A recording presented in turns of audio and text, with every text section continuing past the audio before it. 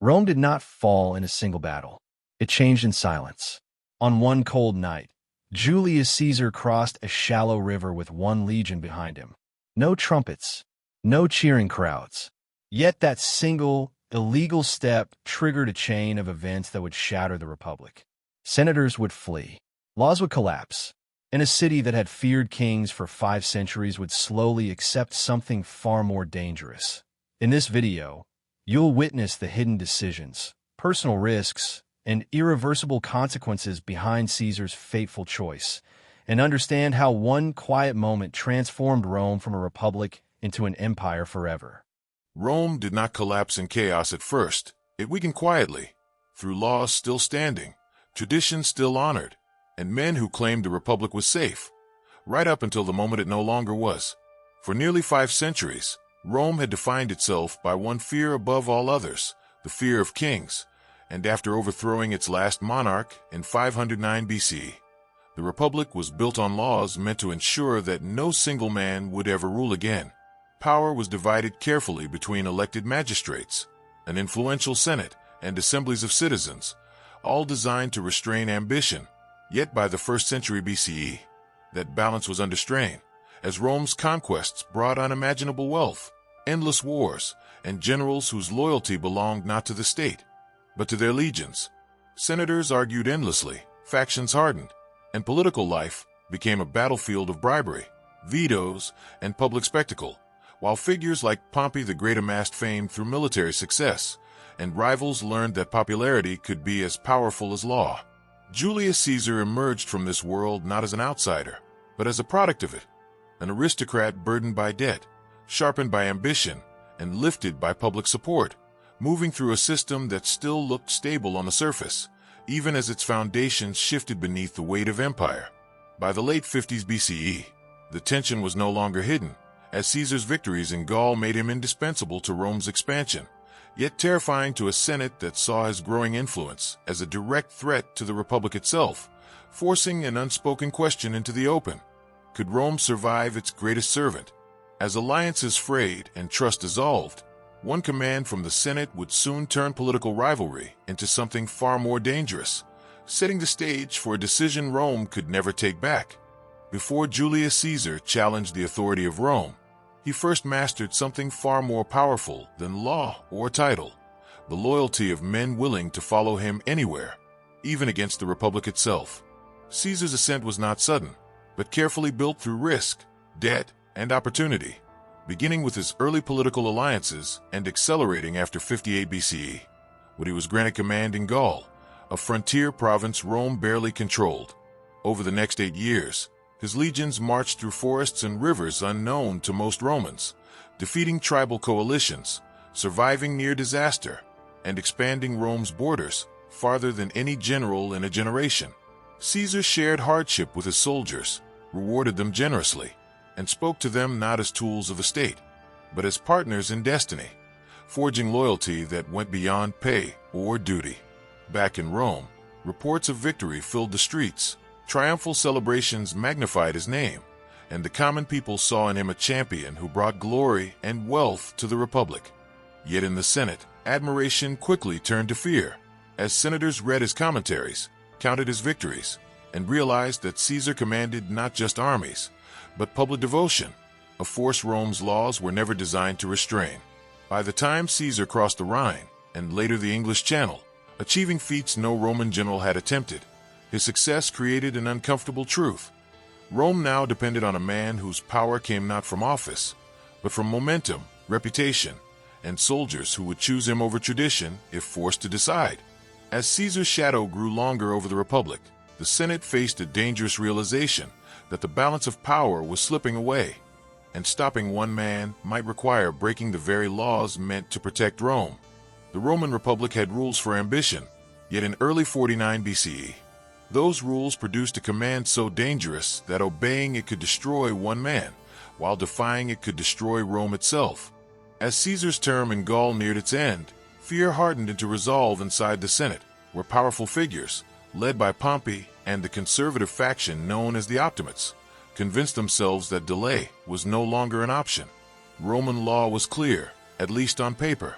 No general was permitted to enter Italy with an army, and any man seeking political office was expected to lay down his command first, placing himself at the mercy of courts dominated by enemies.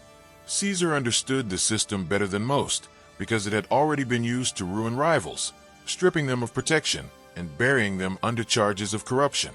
The Senate framed its decision as lawful, even necessary, passing a final decree demanding that Caesar disband his legions, return to Rome alone, and submit to judgment, while Pompey remained armed and empowered, an imbalance disguised as legality. In public, the language was calm and procedural, but beneath it lay panic, ambition, and the unspoken admission that the Republic no longer trusted its own mechanisms to contain power.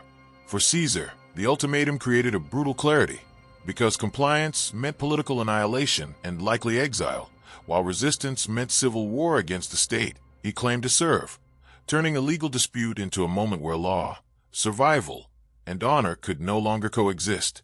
As envoys carried the Senate's command northward, silence settled over the frontier, and Caesar was left facing a single boundary, one that separated obedience from rebellion and hesitation from history. The most dangerous boundary in Roman history was not a wall or a fortress, but a narrow river few could name, whose shallow waters carried the weight of law, fear, and irreversible consequence. The Rubicon marked the northern edge of Italy, a modest stream winding through quiet countryside, yet under Roman law it was a sacred line, beyond which a general's authority ended and the power of the Republic began. For centuries, this rule had protected Rome from military rule, ensuring that armies remained tools of the state rather than instruments of personal ambition, and every commander understood that crossing this boundary with soldiers was an act of treason.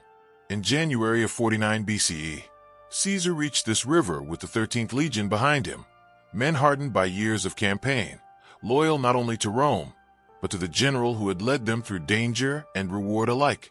The night air was cold, the decision unspoken, and in that pause, Caesar faced more than geography, because returning south without his army meant surrendering his future, while stepping forward meant breaking the law he had sworn to uphold, transforming political crisis into open rebellion.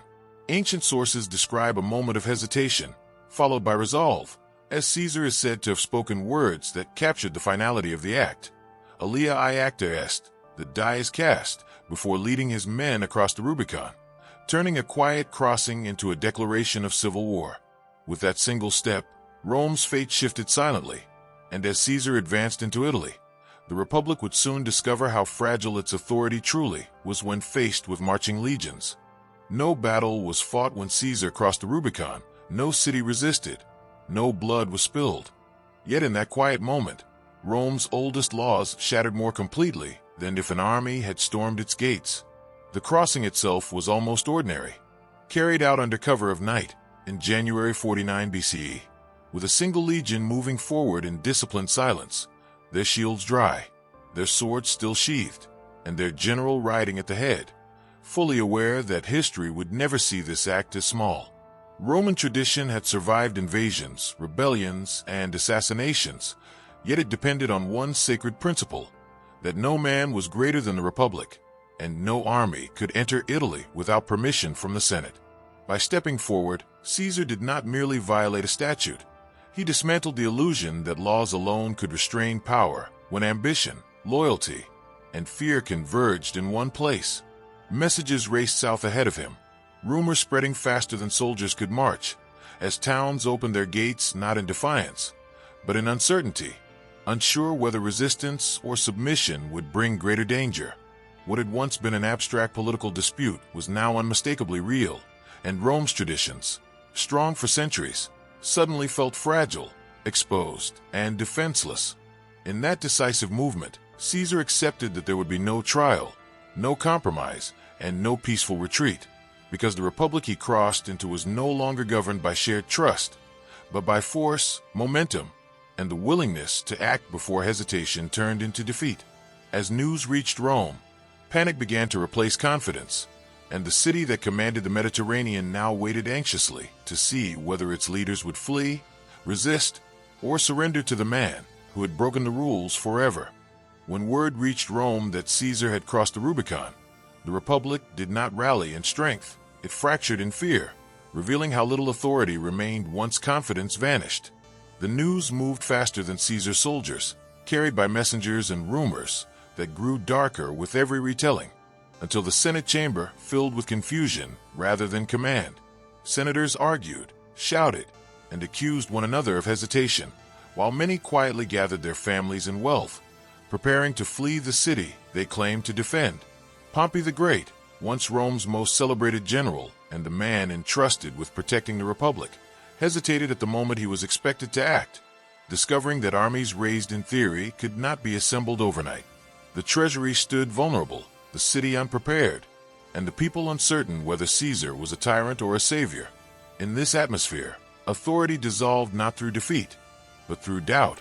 As officials abandoned posts, laws lost their force, and the image of an unshakable republic gave way to something fragile and improvisational.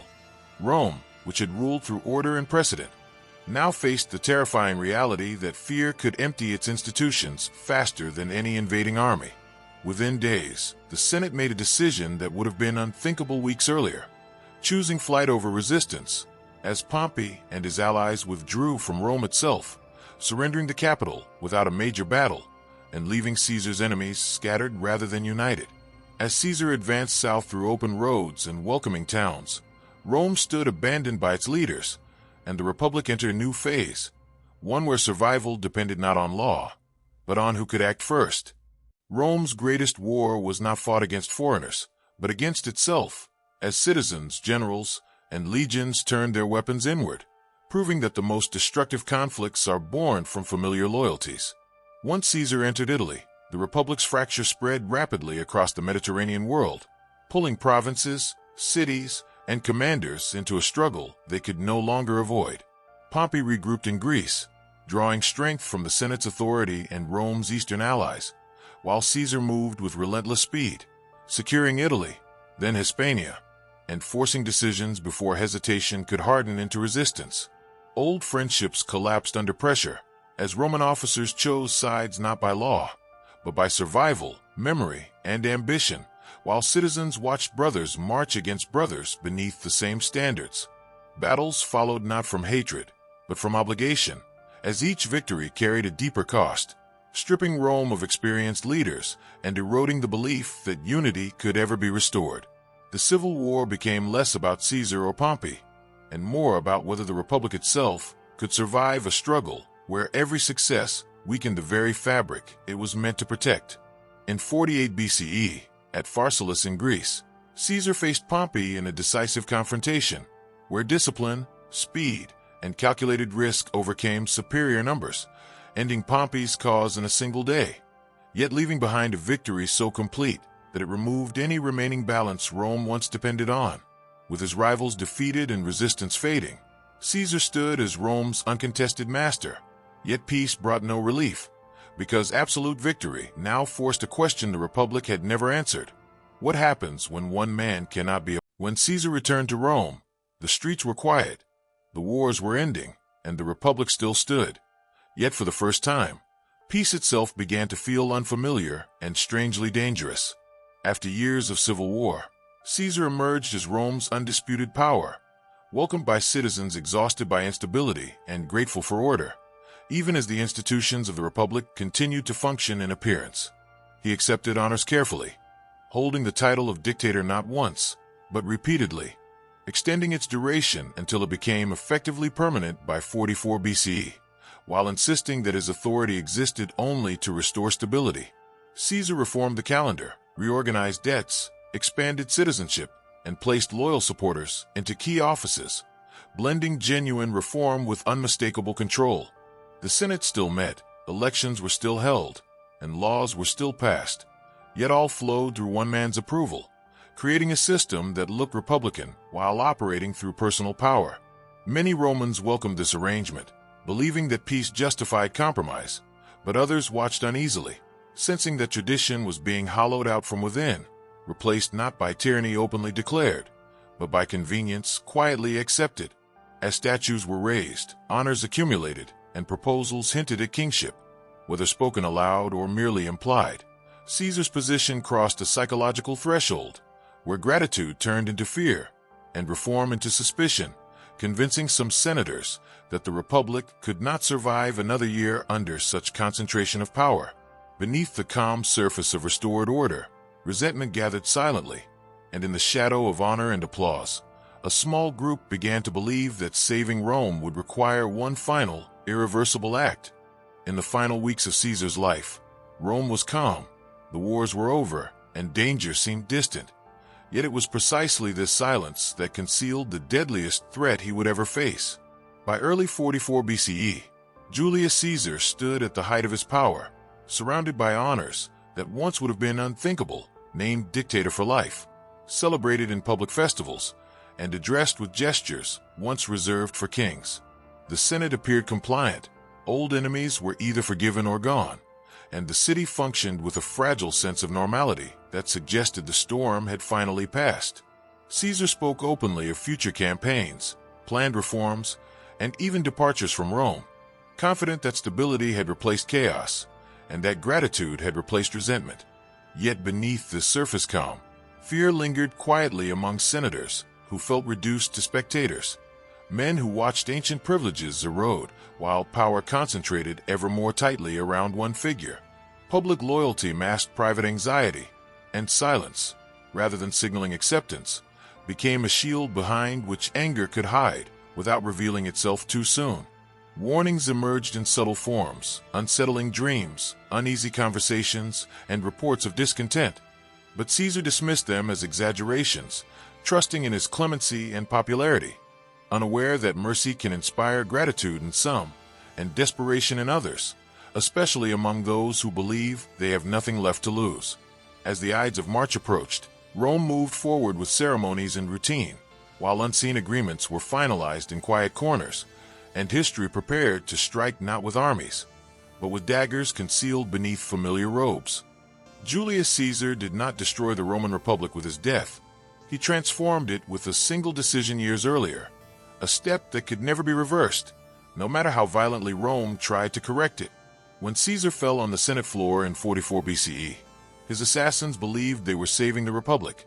Yet the world they hoped to restore no longer existed, because the balance between law and power had already shifted beyond repair.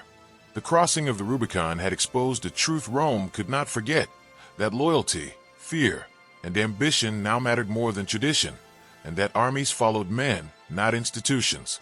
In the years that followed, chaos returned rather than stability. As civil war erupted again, alliances realigned, and figures like Mark Antony and Octavian competed to inherit not just Caesar's supporters, but his authority.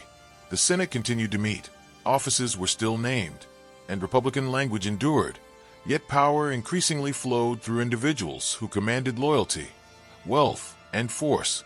Rome had crossed its own invisible river, discovering that once law is broken by necessity, it can never fully reclaim its former strength. With Octavian's rise and the eventual founding of the Roman Empire, Caesar's legacy became unmistakable, not as a king, but as the man who proved the Republic could be replaced, setting a precedent that transformed ambition into destiny and personal power into Rome's new foundation. The Republic was gone, yet Rome endured, and as the empire expanded across continents, one question remained unanswered: whether Caesar's choice had saved Rome from collapse, or merely taught the world how empires are born.